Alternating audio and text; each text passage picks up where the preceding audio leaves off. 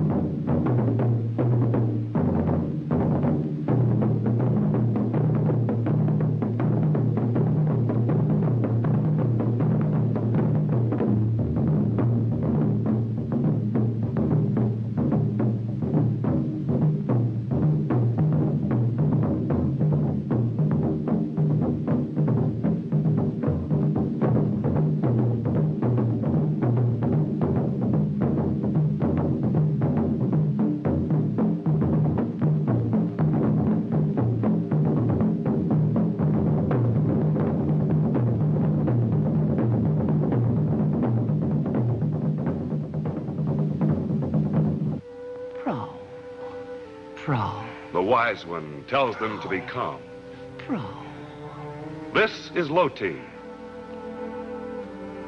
This is Arva.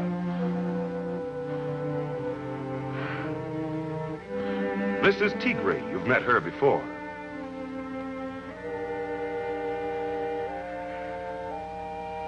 This is Tule.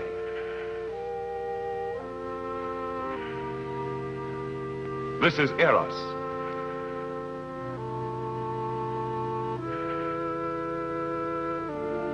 This is Nika. This is the wise one. Old as the moon and wise as the sun. She knows why the young ones dance so restlessly in the light of the full moon. She's telling them the story of the founding of their tribe. She explains that many moons ago, the tribe was founded by Tana, the mother of Tigri. In those days, the women were the slaves. And in Tana's tribe, as in all other tribes, no woman dared question the men. The men needed only to order, and the trembling women hastened to obey. She tells them that when they were small children, they lived deep in the jungle, the young ones of a band of jungle dwellers.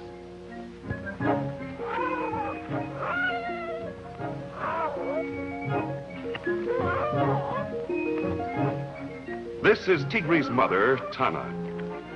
She and the others have stopped for a momentary rest, tired from carrying the carcass of a dead animal.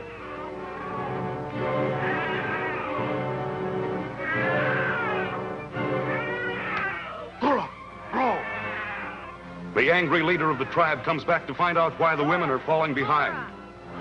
To him, weariness is no excuse. Tana and the other women wearily pick up the carcass and continue.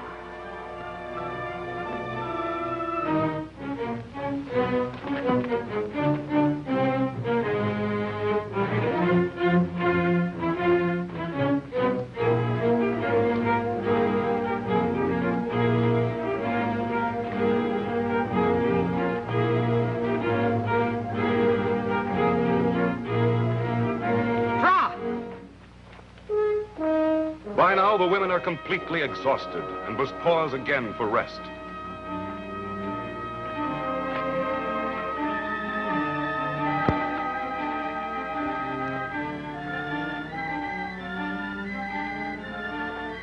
Angrily, the leader storms back and yells for them to get going. Bro! Bora! Please! The rebellious Tana tells him that the men should carry the dead animal.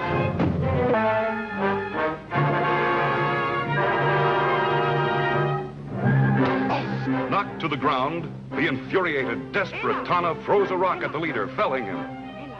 Tana immediately realizes that they must flee with the children, or the men of the tribe will take revenge on them. The women quickly gather the children and rush off into the jungle.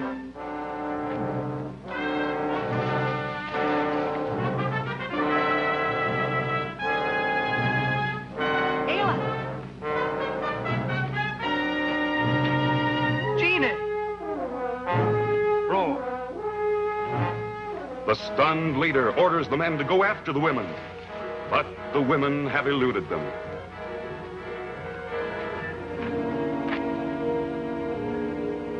The wise old woman tells them how, as time passed, the tribe prospered under Tana's able leadership, and the little girls learned how to fend for themselves.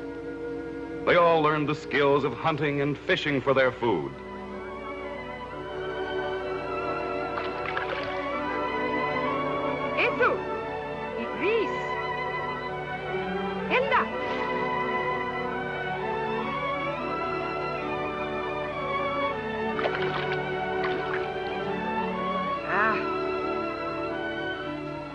The child on shore, like all children are wont to do, decides to wander off and do a little exploring herself.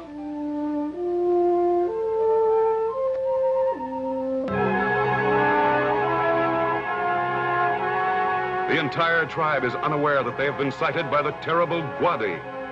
This 9-foot-tall monster has roamed the jungle for years, bringing death and destruction to whatever he touches.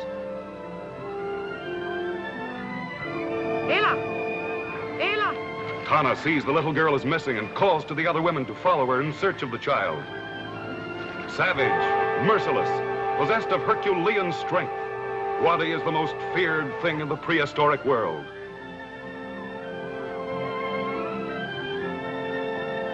The little girl explains to the wise one as best she can that she has seen the terrible giant. Gwadi! Gwadi! Ela! Eras! Eras!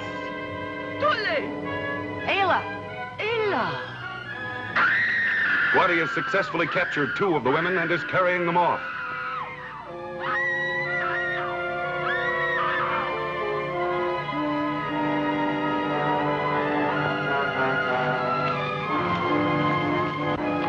Tana was the only one to get away, but has been mortally hurt and dies with Gwadi's name on her lips. Gwadi. Gwadi.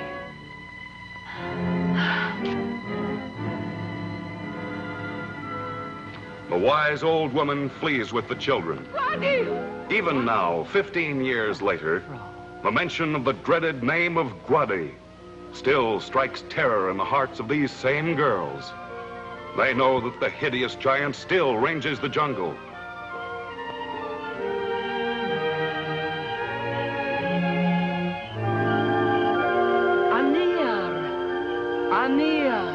The wise one tells them that they must forget their hatred of Anir, their word for men. The moon is full. By the time of the advent of the next full moon, they must find and capture themselves husbands if the tribe is to survive.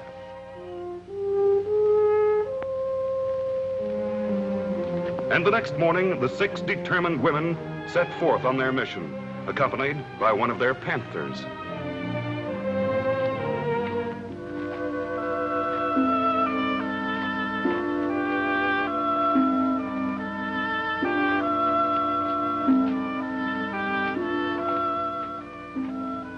This is the man of our story. He is Engor. This is Engor's friend, Ruig. This is Kama and the bearded Ad. Engor and his friends are on a foraging expedition. They're hunting food for their cave-dwelling tribe. They've cornered a savage tiger and are pitting their skill with stone-headed war clubs against this vicious monster of the jungle.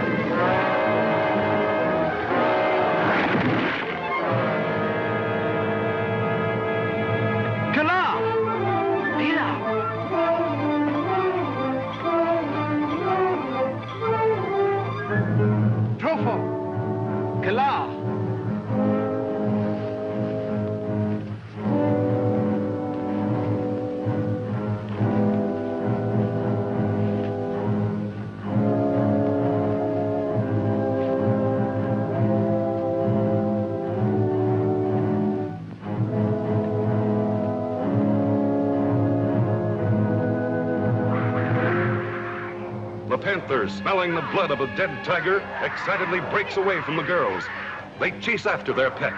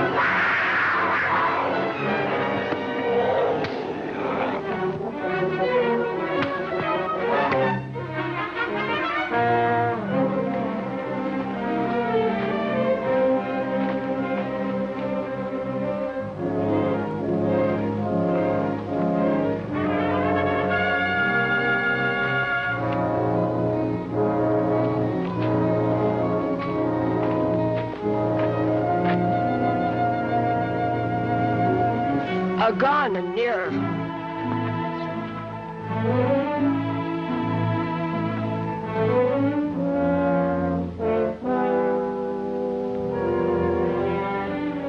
Ad uses the sap from a tree to soothe Engor's wounds. Suddenly, Ad falls unconscious. Engor and his tribesmen are amazed to see that they've been attacked by members of the weaker sex. Back on!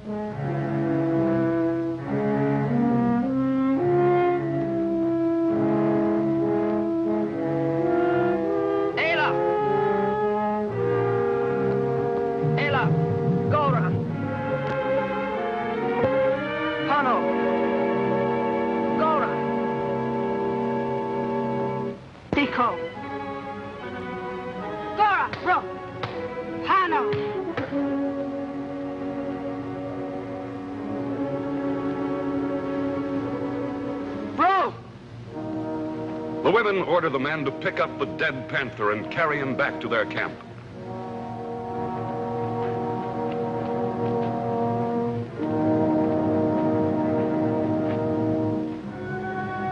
In the meantime, Engor stumbles along through the jungle back to his people.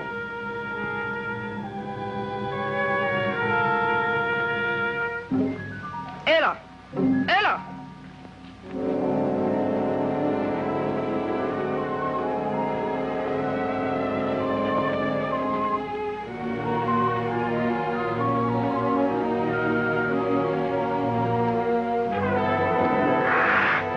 Tallas, bro! Laurette, bro!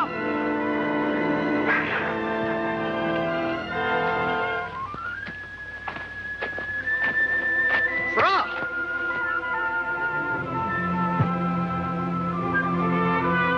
And near!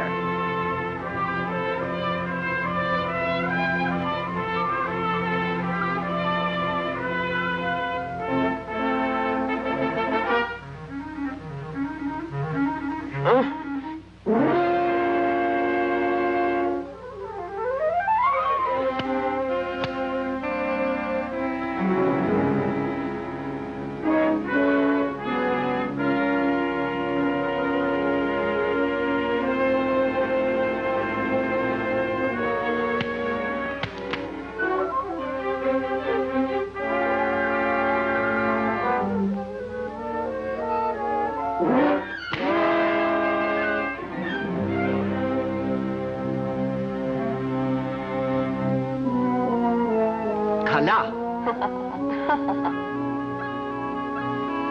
Hano.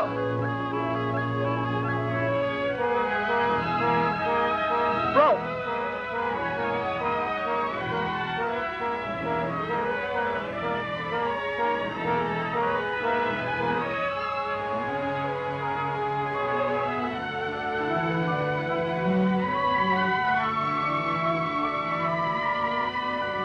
Hano.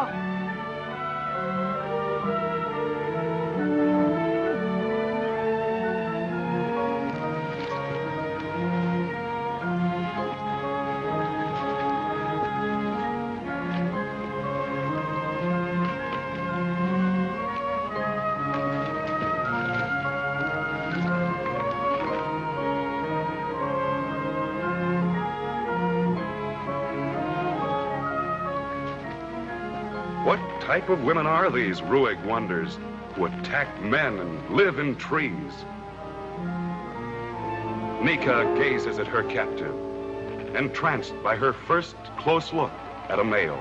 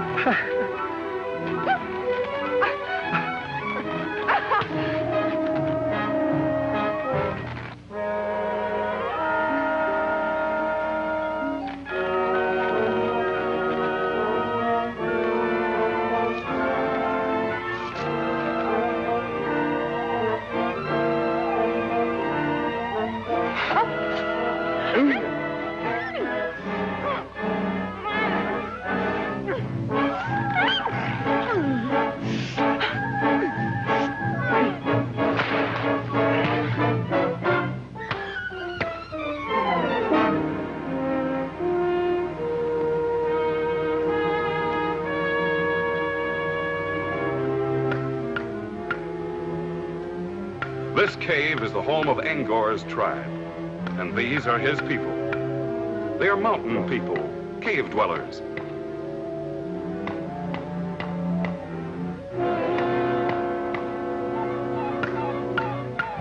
Layla.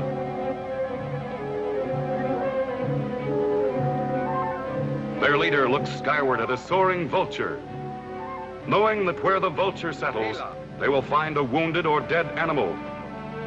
He motions for his hunters to follow him. Fra.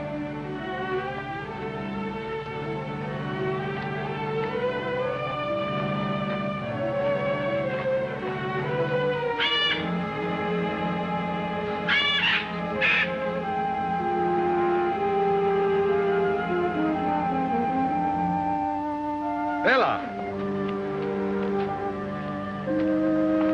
Engor.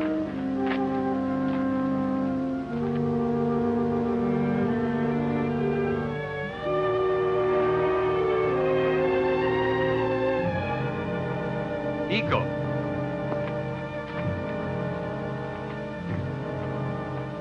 The men find the wounded and exhausted Engor and carry him back to the cave.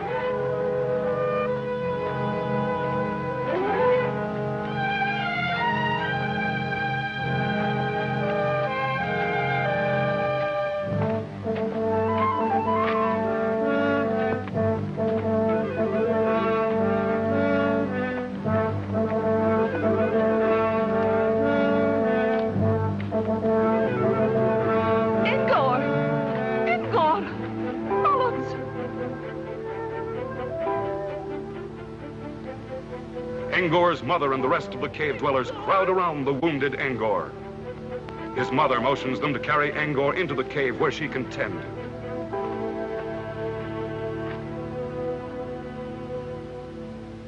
Weeks have gone by, and the leader of the cave dwellers is marking on the rocks the story of the women as Engor has told it to him. Time has healed Engor's wounds, and despite the leader's protest, Engor is determined upon revenge. Engor. Gene.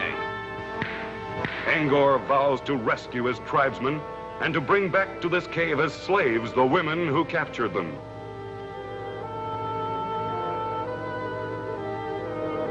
Engor. Engor. Ella.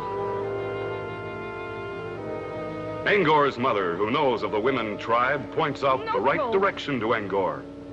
Oro. She tells him he must cross 2 mountain ranges, that it will take him 2 days' journey to reach the country of the women tribe.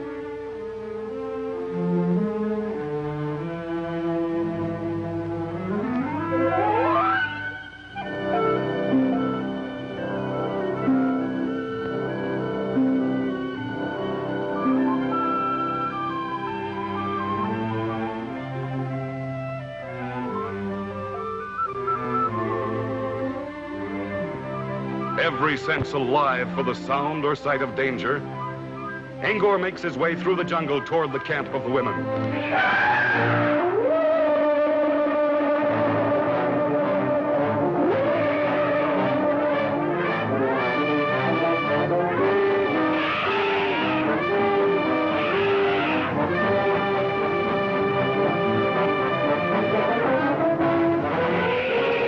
Engor stumbles and loses his weapon, but cannot stop for it. He finally eludes the elephant by jumping behind a large boulder, and the lumbering animal passes him by.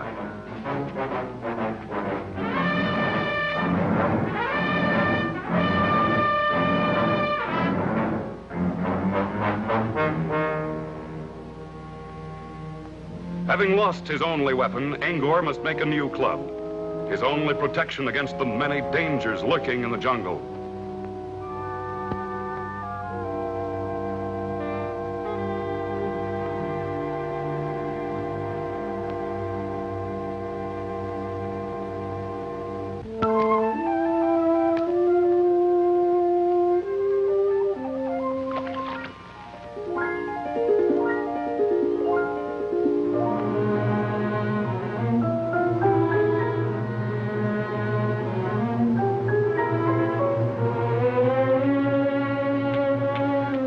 Engor gathers some stones to use for the head of his club. He starts hacking two of them together to make a sharp edge. A spark ignites the dry leaves on the ground, and Engor is taken aback by the strange, unknown phenomenon, fire. He stretches his arm out to touch it and draws his hand back in pain. He doesn't understand it, but he knows that this new discovery of his has the power to inflict injury.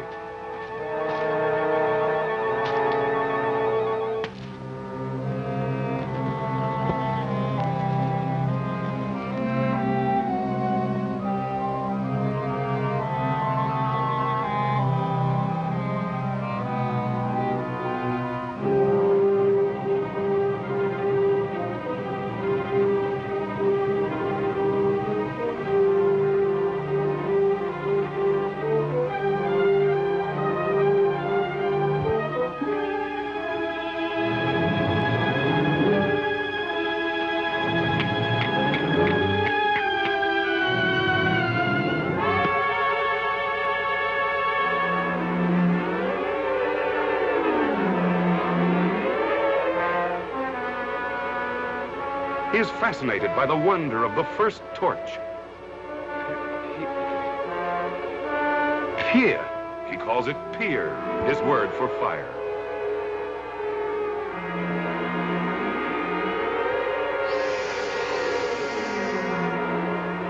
The hiss of a python in the tree startles him to his feet.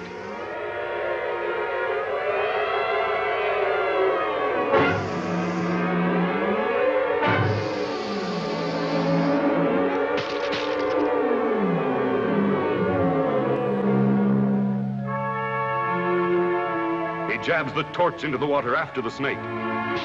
To his surprise, he finds the fire has disappeared. He jabs the torch back again, trying to regain the fire, but it's gone.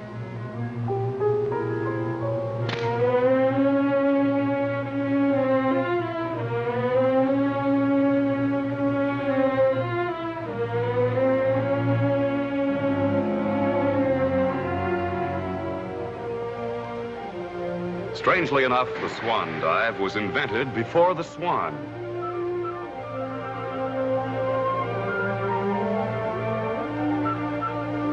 Tigri's jungle women have developed great skill in swimming, and it's one of their favorite recreations. On this night, Tigri, Eris, and Tule are enjoying an evening swim in this jungle pool.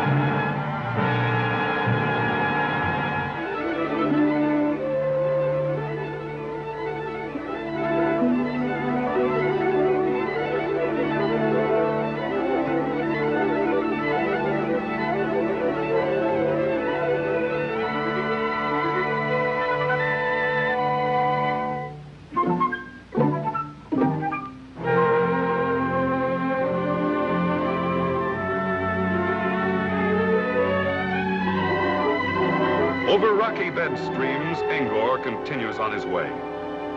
He is now approaching the outskirts of the jungle territory.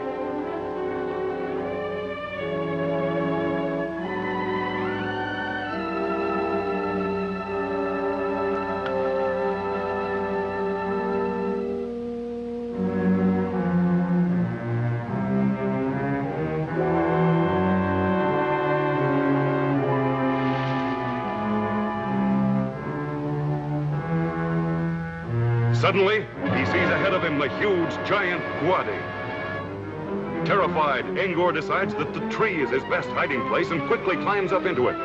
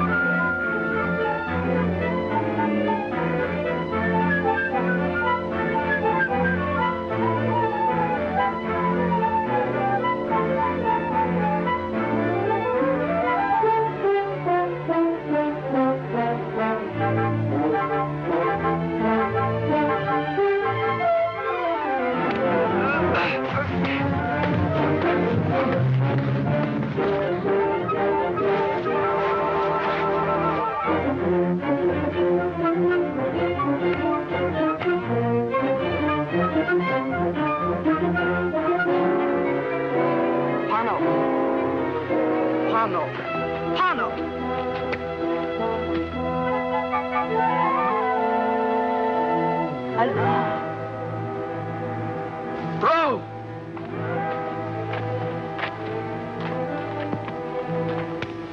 Go!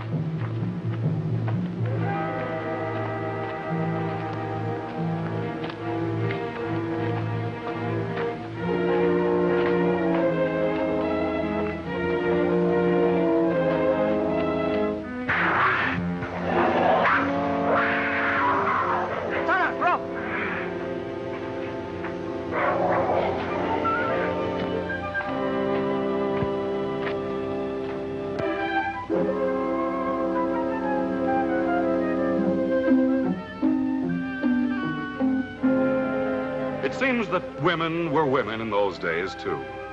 A handsome male captive makes his appearance, and suddenly there's trouble. Engor! Engor! Rui!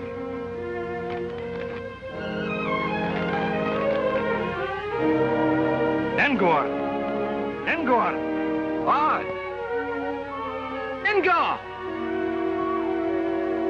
Come on!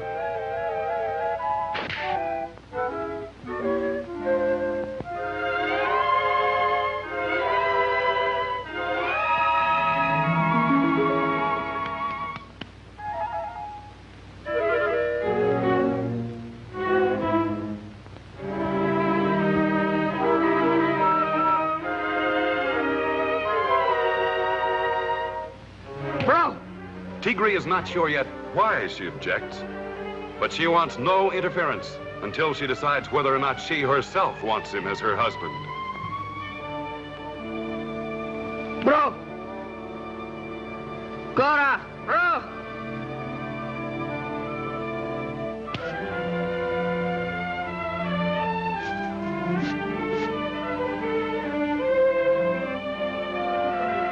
Engor is tempted to strike back at his captor, but the ever-watchful, snarling panther is a warning for him to be careful. He decides that caution is better than tangling now with this strange band of women.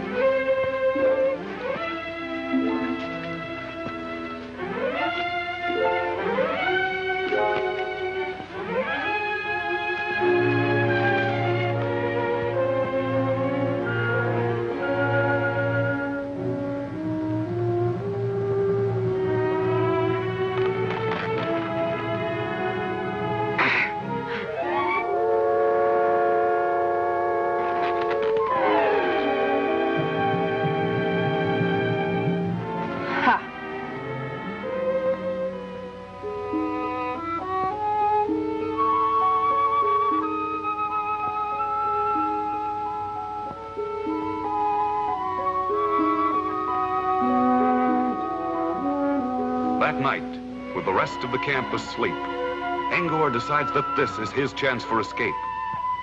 Quietly, he starts to climb down the vine. Now, this is easy, Engor thinks.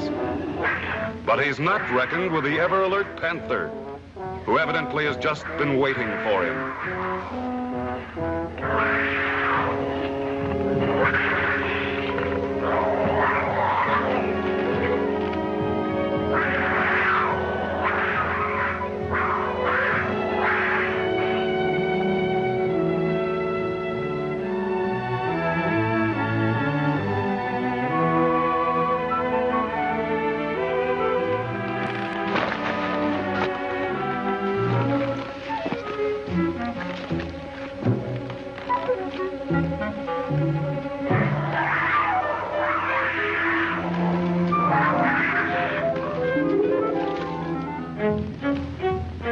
Tallas! Era!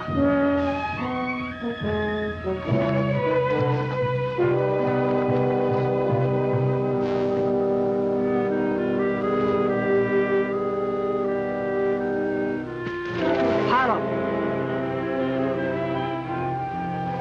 Paro!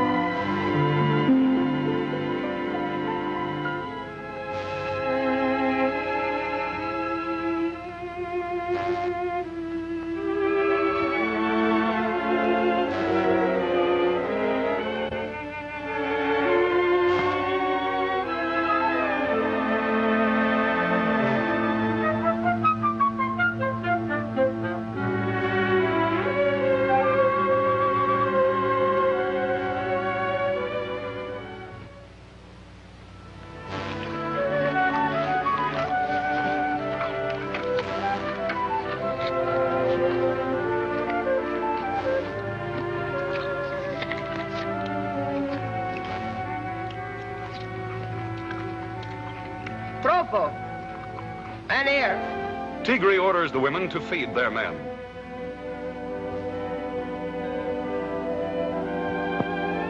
Arba decides that this is a good time for her to make up to Engor and starts to bring him some food.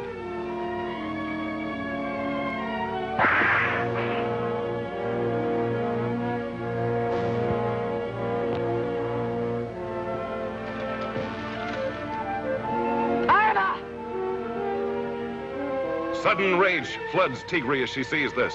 Arva. She angrily informs Arva that she has decided that Engor is to be her husband. Arva. Anir. But Arva violently disagrees. Tigri. Anir. And so the fight is on.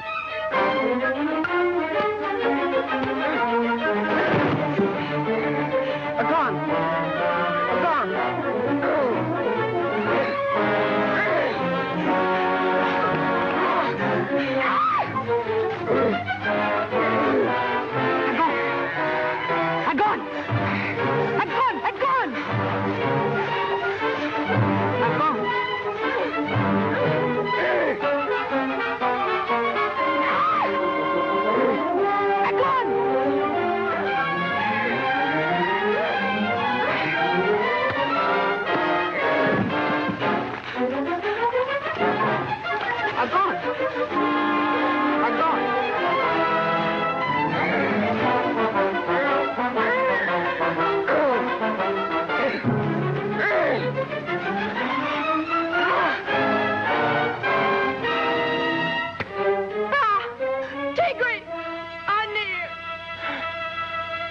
Tallas?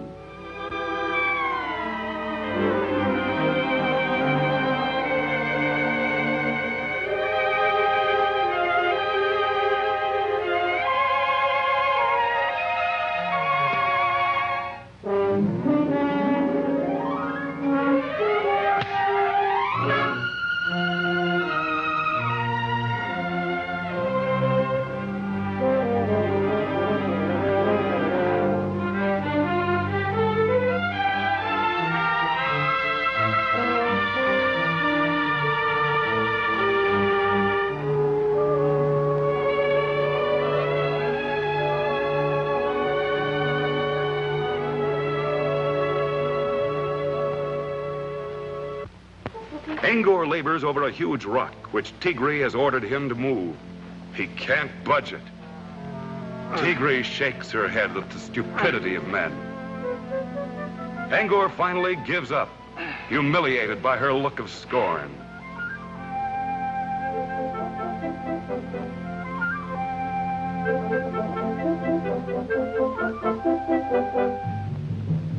Gine, Elko, Lito. He asks her if she is so wise and superior, why doesn't she see if she can move the rock?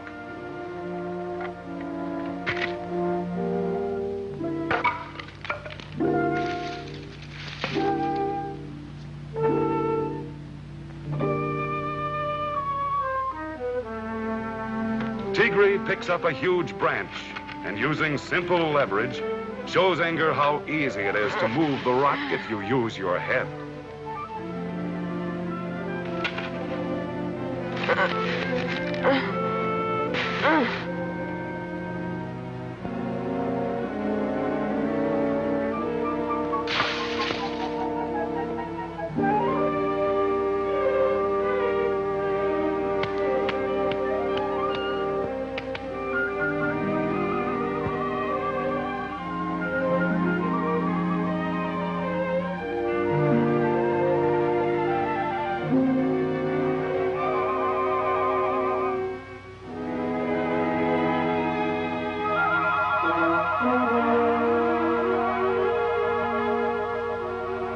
Engor. Tigri. Engor. Tigri? Engor.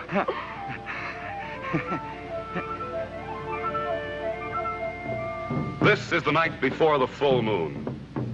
Time is running out for the male captives. By tomorrow, the marriage ceremonies will have been completed.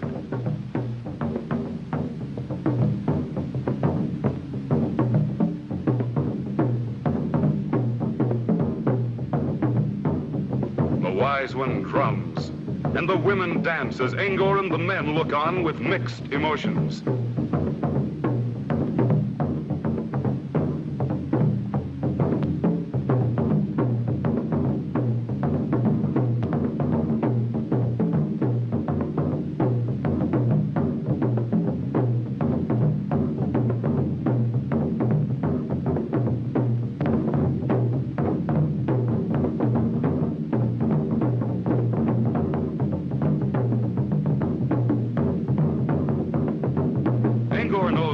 What the coming of the full moon means, either escape or servitude. And as he watches the dance, the women pick up their clubs and demonstrate that in their homes, they will be the master.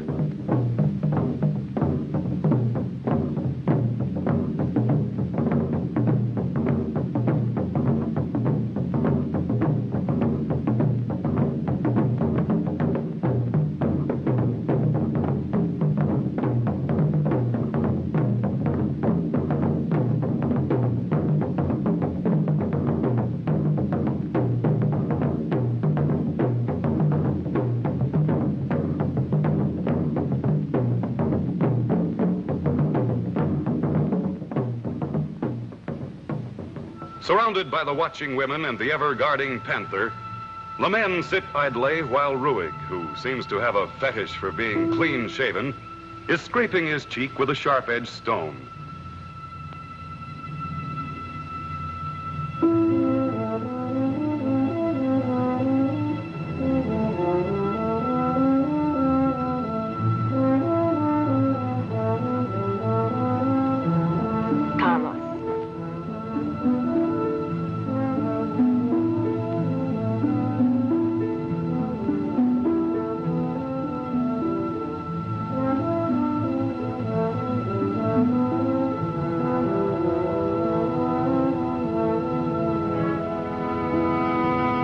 Engor is trying to figure a way out of this trap.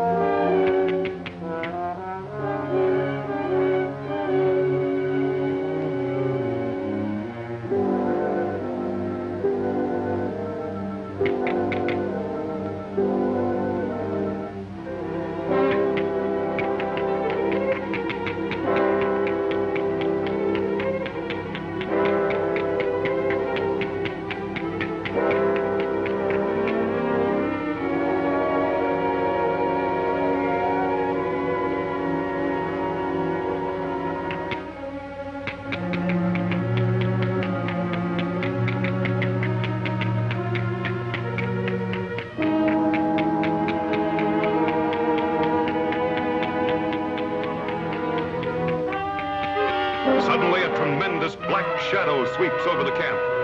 It is Korax, the flying dragon, the scourge of the skies.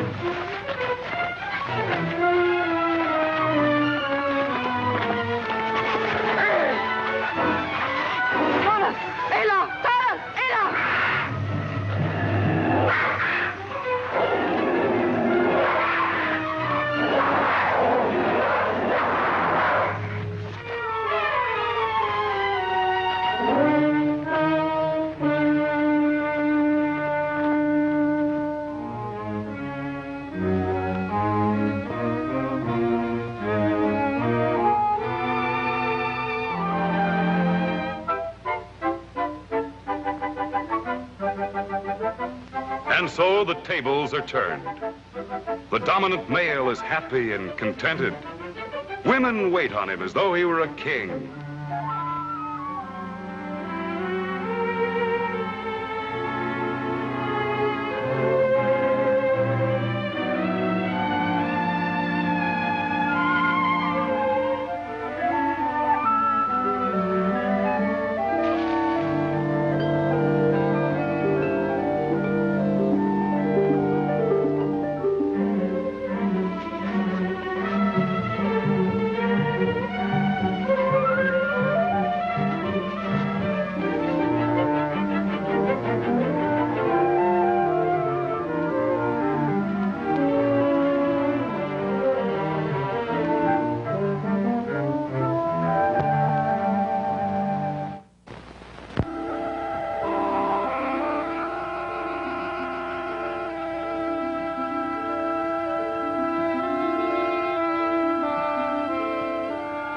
Tigri.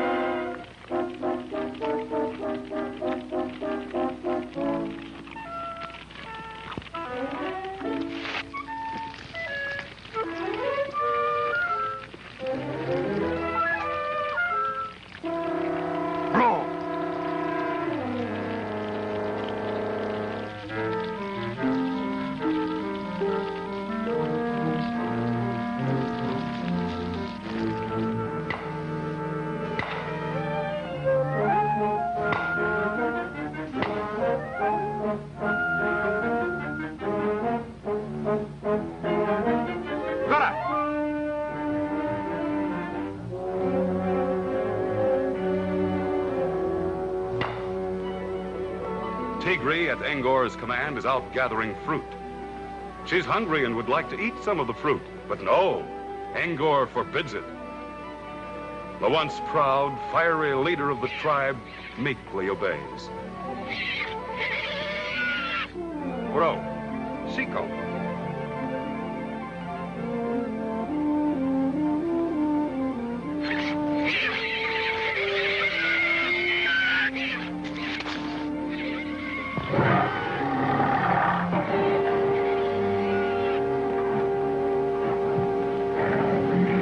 Tigri, hela!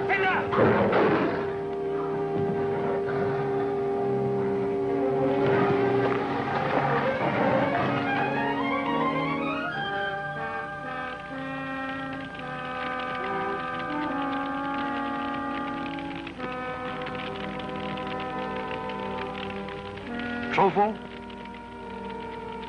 He offers a piece of raw meat to Engor, who's intrigued by the scent of the meat in the fire.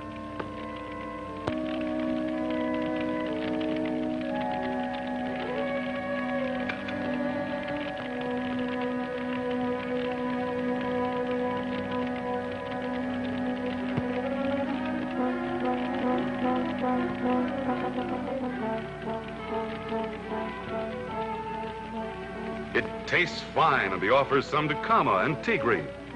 At first, they refuse.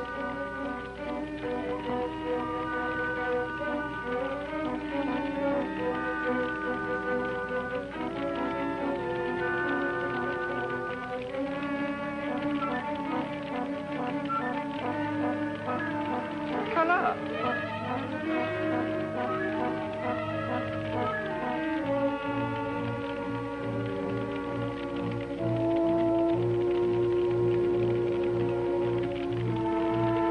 But when they taste it, they both agree that it is delicious. And so, for the first time, cooked meat goes on the menu of this primitive tribe, and civilization progresses another step.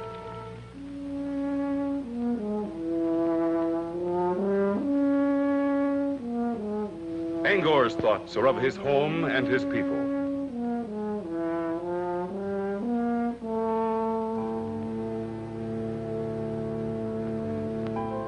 Eco.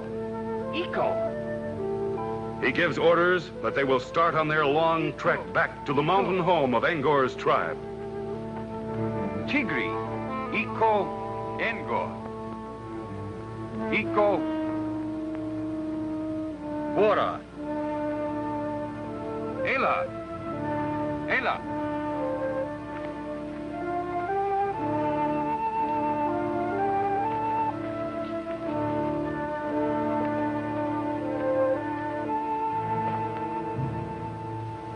Engor leads them through the jungle, ever alert for the lurking dangers which abound there.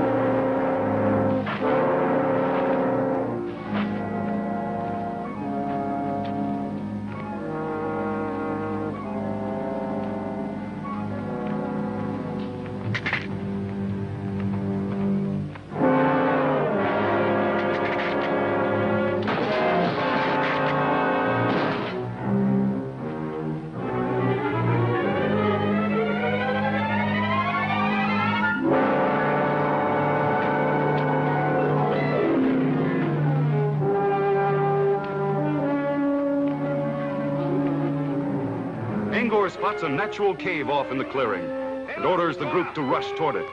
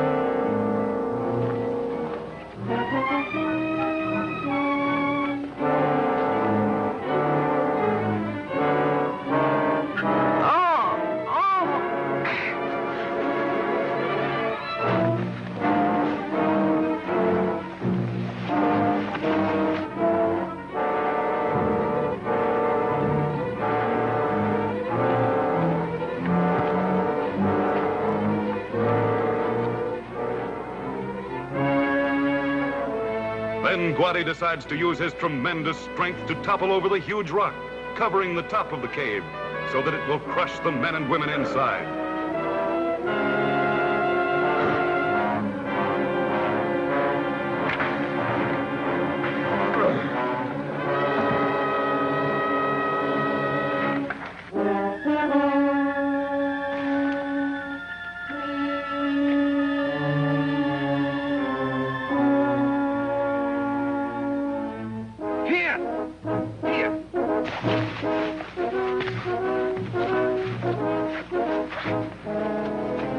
Engor orders the other men to make torches.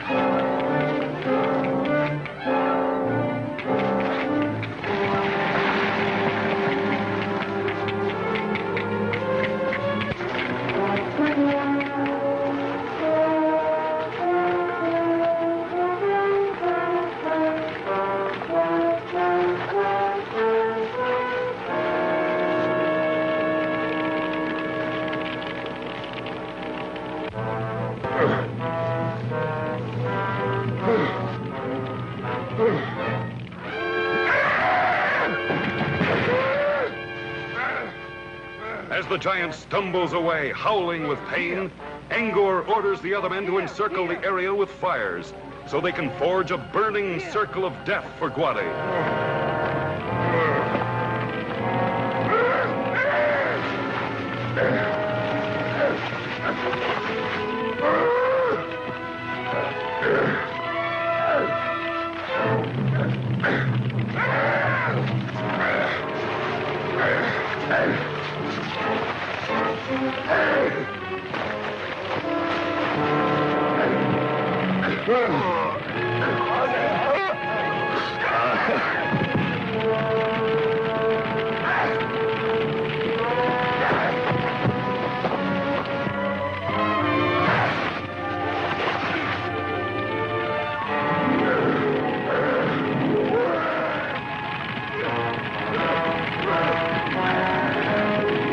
Guadi is completely bewildered by the leaping flames and terrified by the fire.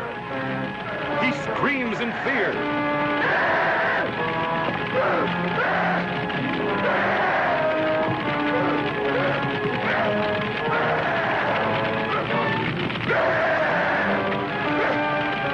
Engor finds himself also trapped by the encircling fire and sees that his only escape is to go over it.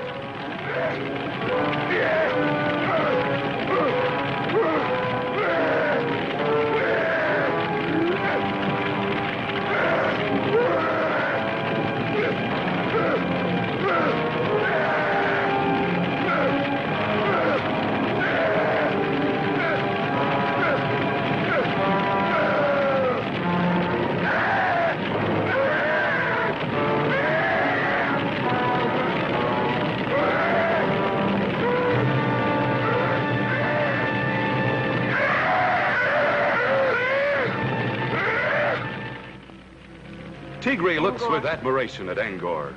Tigre, Iko? She asks him to change his mind and return to the women's camp with his men, where they can start a new tribe. Engor, Iko Tigre.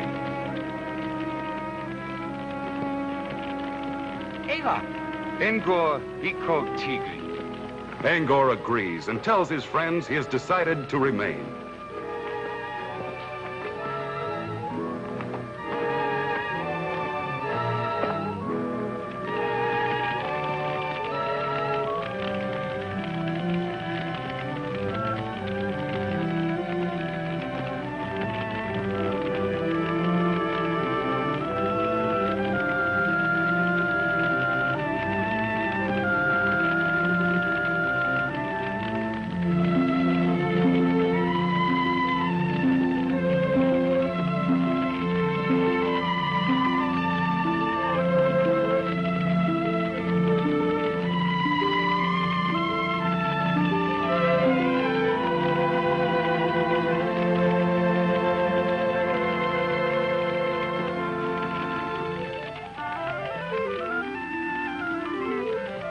The wise old woman is happy as she sees the pairing off of the couples.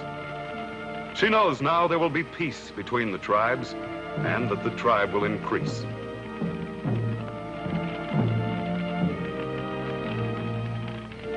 She motions for Engor and Tigri to come to her. Engor, Tigri, vamos.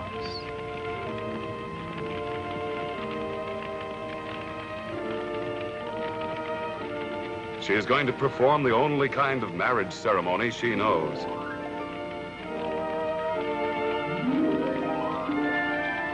With the blending of their blood, Engor and Tigri's marriage is completed. The first of 4 marriages to be celebrated that moonlit night, as the women dance the marriage ceremonial to show their happiness.